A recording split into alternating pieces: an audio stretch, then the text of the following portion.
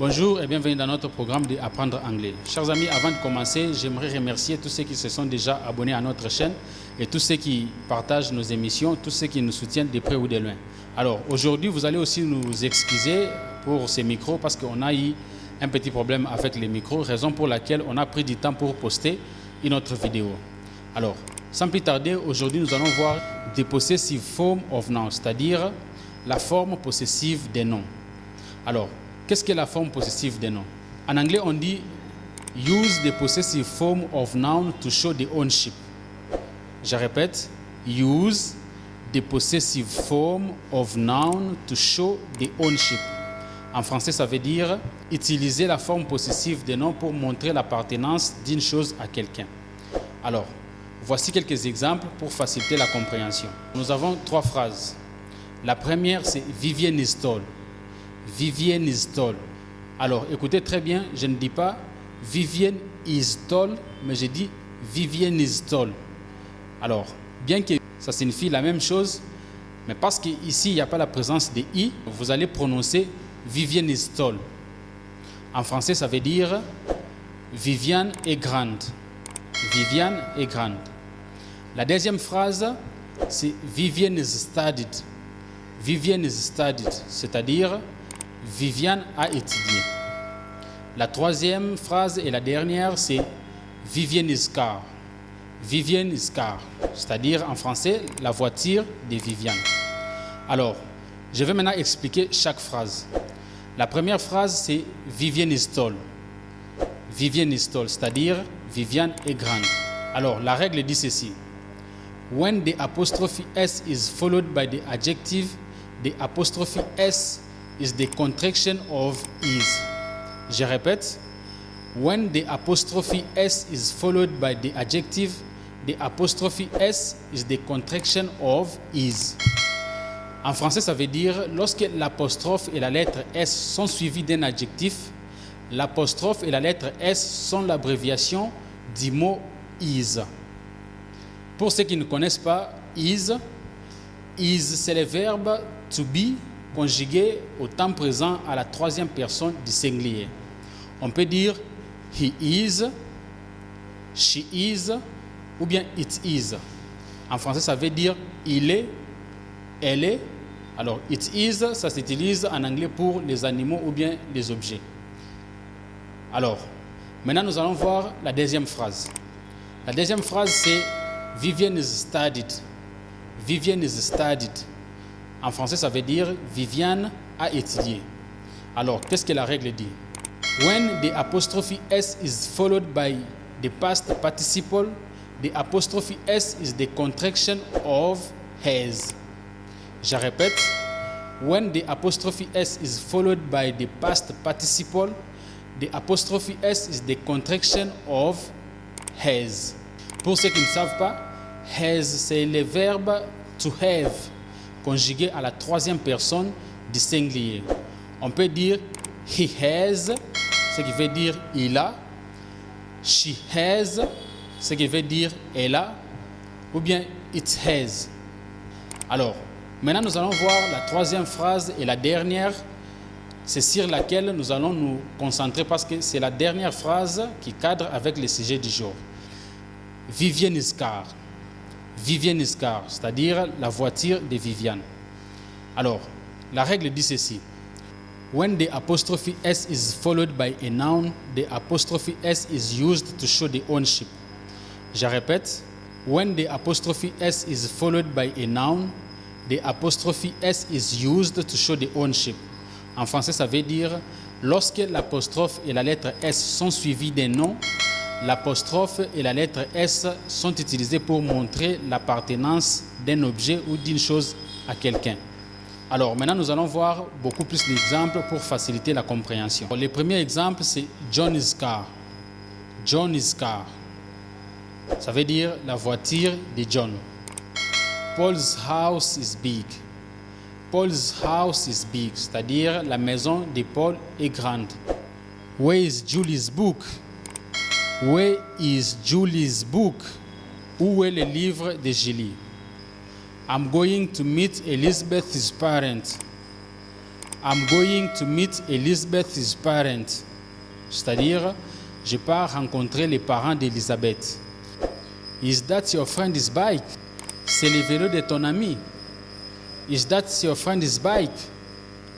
Where are the dog's bones? Où sont les os du chien?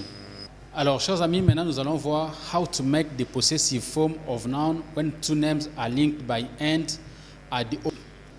C'est-à-dire, comment écrire la forme possessive lorsque des noms sont liés par les mots « et », sont propriétaires d'un objet.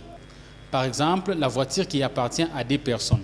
En français, vous allez par exemple dire la voiture de Armand et Orlus. Alors, comment le dire en anglais ou bien comment écrire cela en anglais? La règle dit ceci. Put the apostrophe S after the second noun.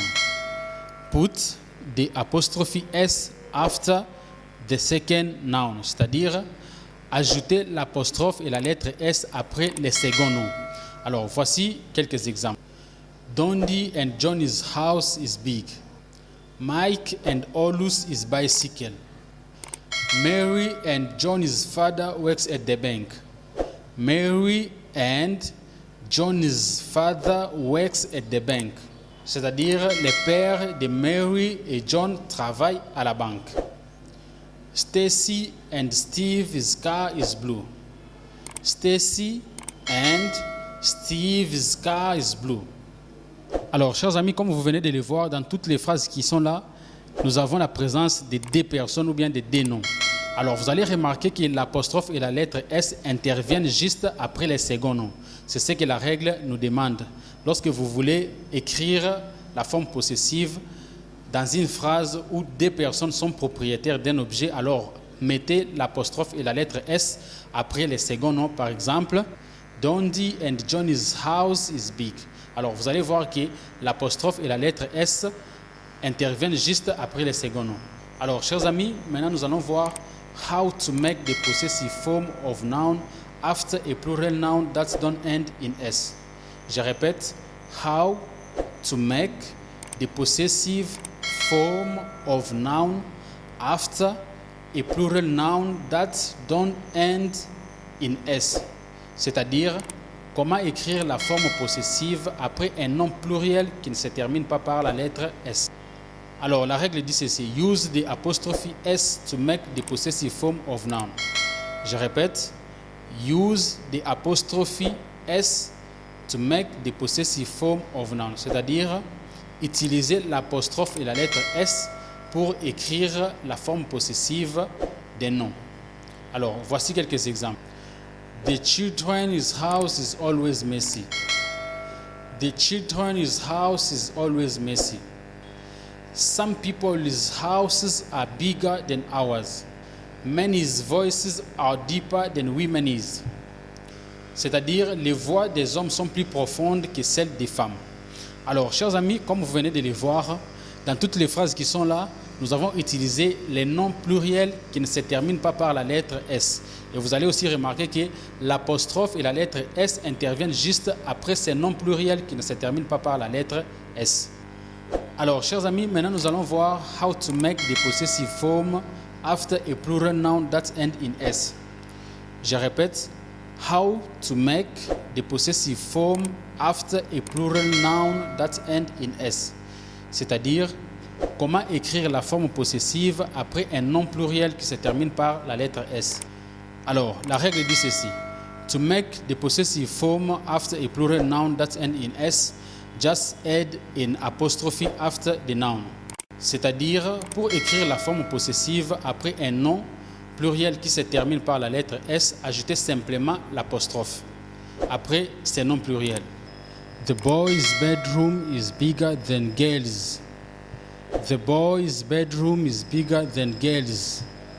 Teacher's car is old. Teacher's car is old.